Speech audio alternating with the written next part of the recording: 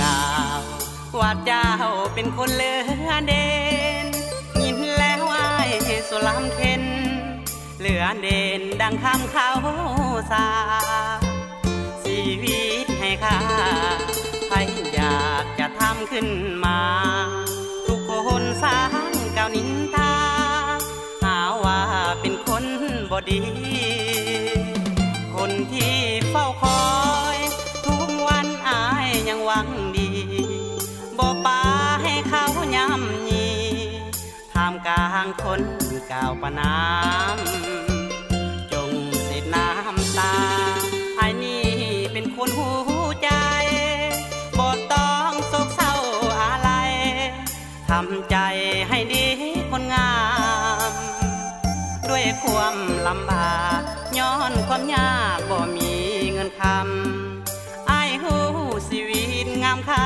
ำตาดำขาดคนหาเงินชีวิตมันเขินโดยบังเอิญด้วยความจำเป็นไอ้นี้ก็ยังคิดเห็นก็ความจำเป็นหัวใจสุดฝืนถึงเขาจะกล่าวว่าเจ้าเป็นคนเหลือเด่นไอ้นี้บ่ถือเป็นกฎเกณฑ์ว่าน้องเป็นหญิงกลางเกณฑ์วอนน้องกับตาคืนบ้านเถิดนาคนยืนไอ้นี้ผมที่จะคืนความหักแก่คนเหลือเด่